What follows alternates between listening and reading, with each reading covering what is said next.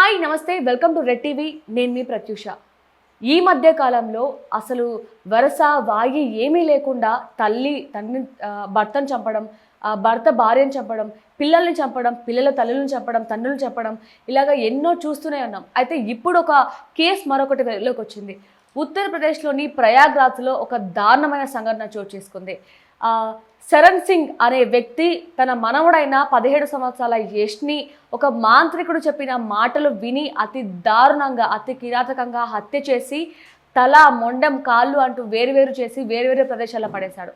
అసలు ఈ సంఘటన ఎక్కడ చోటు చేసుకుంది, ఎందుకు శరణ్ సింగ్ ఎందుకు చంపేశాడు, ఆ మాంత్రికుడు ఏం చెప్పాడు, ఇవన్నీ కూడా వివరాల్లోకి వెళ్ళినట్లయితే శరణ్ సింగ్ అనే ఒక వ్యక్తి తన మనవుడైన 17 సంవత్సరాల యష్ని అతి దారుణంగా అతి కిరాతకంగా చంపేసి ఆ బాడీస్ అన్నీ కూడా తల మొండెం వేరువేరు చేసి వేరువేరే ప్రదేశాల్లో పడేశాడు. అసలు మాంత్రికుడు ఎందుకు చంపమన్నాడు, అసలు శరణ్ సింగ్ ఎందుకు మాంత్రికుడిని కలిశాడు, ఇవన్నీ కూడా తెలుసుకుందాం.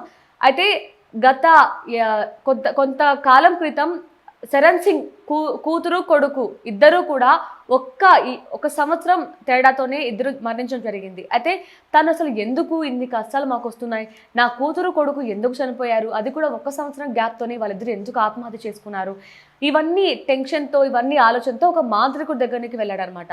మాంత్రికుడి దగ్గర కలిసినప్పుడు అతను చెప్పుకురావడం ఏంటంటే, నీకు వచ్చిన కష్టాలు అన్నీ కూడా నీ మనవడే కారణం, 17 సంవత్సరాల యష్ని నువ్వు నరబలి చేస్తే నీకున్న కష్టాలన్నీ కూడా పోతాయంటూ కూడా మాంత్రికుడు చెప్పడంతో అతనికి శరణ్ సింగ్కి ఇంకా కోపం రావడంతో ఇతన్ని ఎలాగైనా సరే హత్య చేయాలని ఒక ప్లాన్ వేసి యష్ స్కూల్కి వెళ్ళినప్పుడు తన స్కూల్ దగ్గర ఈవినింగ్ టైం వెయిట్ చేసి తనని కిడ్నాప్ చేసి ఒక ప్రదేశానికి తీసుకెళ్ళి, అంటే ఎవరికి తెలియని ప్రదేశానికి తీసుకెళ్ళి అక్కడ అతి కిరాతకంగా గొంతు కోసి చంపేశాడు. అంతటితో ఆగలేదు. గొంతు కోసి చంపేసిన తర్వాత తన తలని తన మొండెంని తన కాళ్ళుని అన్నిటిని కూడా వేరువేరు చేసి వేరువేరు ప్రదేశాల్లో పడేశాడు. అయితే అసలు ఏంటి యష్ ఇంకా స్కూల్ నుంచి రాలేదు, అసలు ఎటుపోయాడు అని తన తల్లి కామిని దేవి వెతకడంతో పోలీసులకు ఫిర్యాదు చేయడంతో వెతికినప్పుడు తెలిసిన సమాచారం మేరకు సీసీ కెమెరా ఫుటేజ్లో అన్నీ రికార్డ్ అయ్యాయి.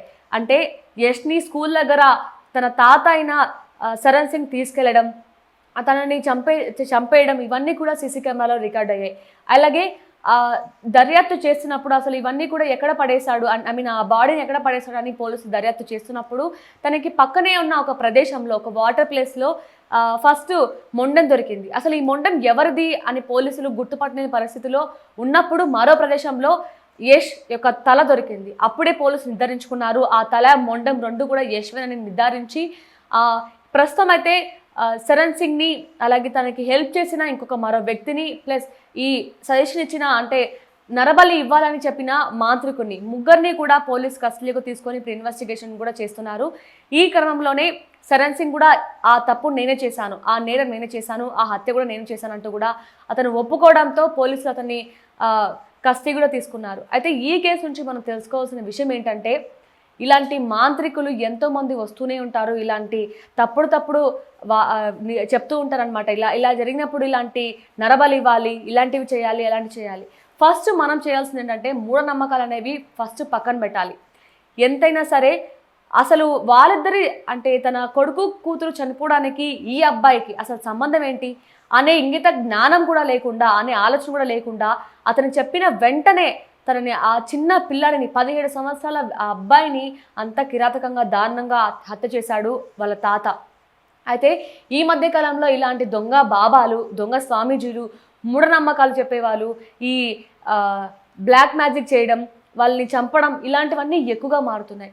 ఇలాంటి వారి మాట వినేసి ఇలాంటి హత్యలకు పాల్పడుతున్నారు. కేవలం ఇదే కాదండి, అంటే మూఢనమ్మకాలు మాత్రమే కాకుండా అసలు తండ్రి బిడ్డను చంపడం ఏంటో, తల్లి కొడుకుని చంపడం ఏంటో, భర్త భార్యలను అతి కిరాతకంగా చంపుతున్నారు.